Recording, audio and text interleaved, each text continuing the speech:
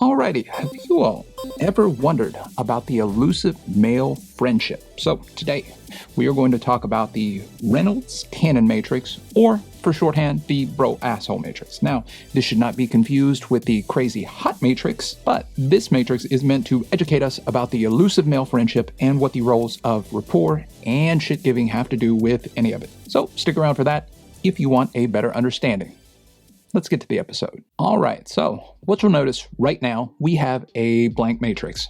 On the y-axis, or the vertical axis, you have the shit giving. Now, shit giving, as defined in the previous episode, check that out if you haven't, is your ability to verbally jab or rib your buddy, even name call or do some things that to an outsider might not look like friendship, but it is an important aspect because the ribbing or shit giving is directly proportionate to how much rapport you have in the relationship. How much rapport you have in the relationship generally dictates how much shit giving you can enact in, and it sort of strengthen and highlight the bond that you actually have. So on the vertical y-axis, you have shit giving, and on the bottom x-axis, you have rapport. So it is shit giving by rapport. Now, let's work our way through the matrix and work our way from strangers all the way up to what I'm going to call a life bro, and how much rapport and or shit giving you can give in those situations. So, number one, strangers. As you'll see in the bottom left-hand corner, strangers are near the bottom end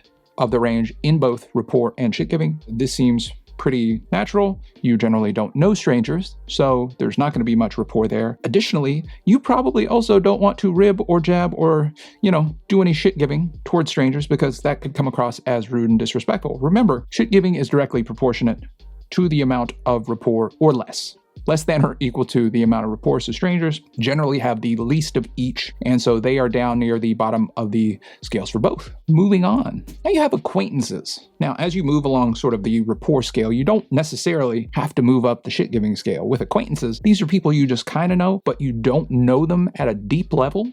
And since you don't know them at a deep level, you're not going to be doing as much playful jabbing or ribbing. So they could be a little bit higher on the shit-giving scale, could be a little bit lower, but the rapport is generally better than a stranger. And you're still not going to be sort of jabbing them a little bit with playful banter or anything like that. Moving up and onward, you have your work friend. Now, you spend most of your time at work, generally speaking, depending on how old you are. And if you work full-time, let's say you work full-time, you're going to have a little bit better rapport with your work buddies. And you're also going to be able to do a bit more playful banter and some jabbing and ribbing with them. And you will notice here, Mr. Dwight Schrute, if any of you have watched The Office, there is definitely playful banter between him and Jim. And there are also definitely some frenemy vibes between him and Jim. So people can be multiple things in different times. So as you watch The Office, Dwight progresses. Probably we don't get to see so much work friend, but he's really just in the frenemy stage. Now, as you see, he has crossed this sort of midline that we have going on here, and there is a bit more shit giving than there is rapport. However, that progresses throughout the Office series, so I suggest you check it out. But generally, your work friends and acquaintances,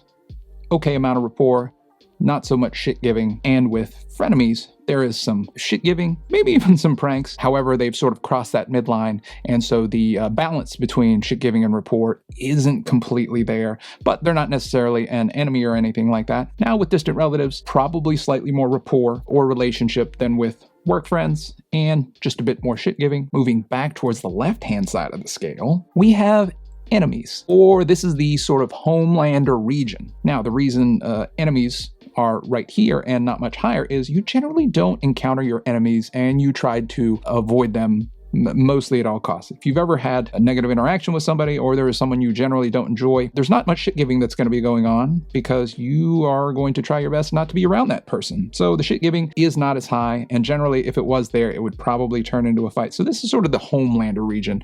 Really no rapport, truly just moderate amounts of communication, and you generally try to avoid your enemy. That's why they're not higher on the shit giving scale. So that's the homelander region. Now, the asshole, because this is the Reynolds-Tannen bro-asshole matrix, we come to the asshole part of the matrix. You have Mr. Biff Tannen. Now, on this scale, why is Biff Tannen worse than Homelander? Well, when you think about Biff Tannen, he is a high school bully. So Marty McFly, if you haven't watched Back to the Future, check that out. Marty McFly was going to encounter Biff Tannen on a regular basis. And this is what puts him so high on the shit-giving scale. You're not going to encounter Homelander all the time. That's why he's not that high.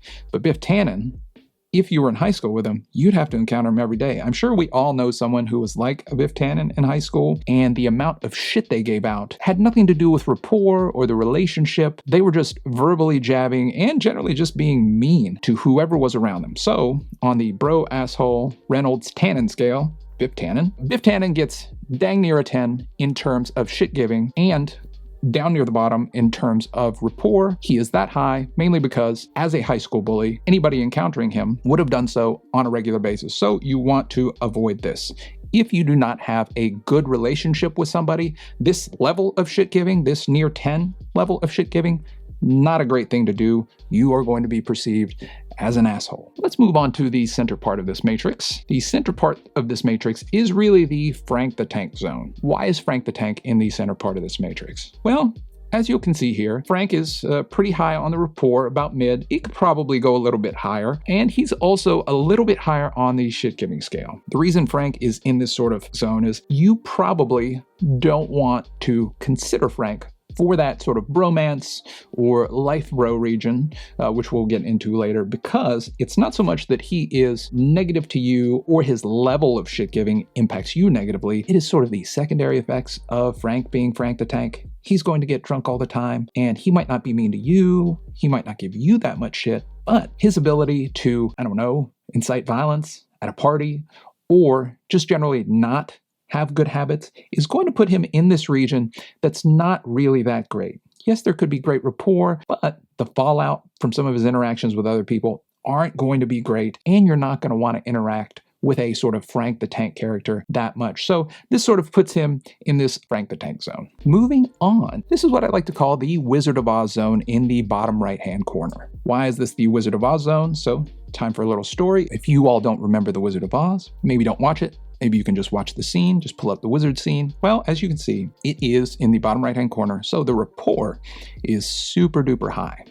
However, when you contrast that to the shit-giving side of the scale, there is not much shit-giving going on there. Why is that? So the Wizard of Oz zone, the metaphor here is whenever people came to see the wizard in the Wizard of Oz, it wasn't this man. It wasn't the man behind the curtain. It was this projection of this man. He was this big and fantastic wizard, and in reality, he was just a dude keeping himself behind a curtain, and he was just projecting what people wanted him to see. The reason we want to avoid this zone is because there are people in our lives that we can have great rapport with, but we are unable to rib, jab, joke with, give shit to for any number of reasons. They don't have our same sense of humor. We don't have the same interests. We have great rapport, but we are unable to give them shit. So we have to hide parts of ourselves behind a curtain, and that's why this is such an insidious zone, because the relationship might feel really good and you might have some decent banter back and forth, but you are unable to rib and jab like in a good bromance. You are keeping parts of yourself behind the curtain, and that's why this is the Wizard of Oz zone, because although you might have good rapport, this isn't the region for your life bro, because you need to be able to give each other shit and have it taken in a humorous and positive way. If you find yourself hiding aspects of yourself, whether that be your interests, your politics, any number of things, just name it. If you find yourself hiding yourself, this is the Wizard of Oz zone.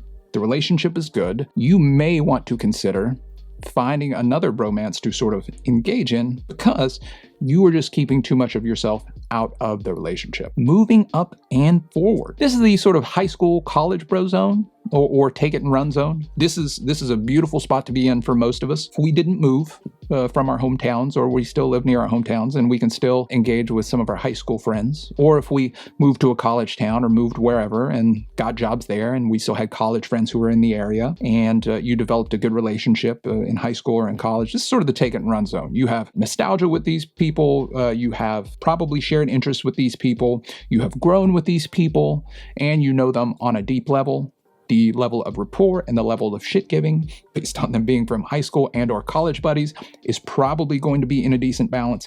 And this is sort of that take it and run zone. So highly recommend, if you have any bros in this region, to check out the last video and see where you can improve and sort of optimize your bromance. Last zone, the life bro zone, or the Reynolds-Jackman zone in terms of a bromance. Now, why is this the life bro zone? Well, as you can see, where the life bro sort of dot is right there. It is almost peaked out on rapport, so this is as good of a relationship as you have. And these two guys are sort of the most recent archetypes of a good bromance, both on-screen and off-screen. What are you able to do in this zone? Well, to be in this region, I would argue that you all have to have shared interests, shared humor, shared trajectory in terms of the things that you want out of life. You have to be able to show each other appreciation. You have to have self-disclosure. You have to support. You have to demand the best from each other. And you have to generally just love each other's company. And I use the word love because that's what it is. I just spent the past week at the beach with my buddy Johnny. This is really life bro region for me. We just spent the entire time talking. We ate. We watched Deadpool and Wolverine, which you all should go do. And we were able to give each other such shit because we have such a good relationship. So the Life Bro region of the map is generally where you want to try to trend in terms of your relationships with. And if you can even get close to the Life Bro region, I think you'll be happier, healthier, and fundamentally a more complete athlete. So hopefully this helped. Hopefully you can take a little bit of something. If the only thing you take from this is don't be Biff Tannen, be more Ryan Reynolds and Hugh Jackman, that's great and fantastic. Leave me a comment if you like this, share it with somebody, subscribe if you're not subscribed, and if you like this, check out this next episode, and I'll see you all there.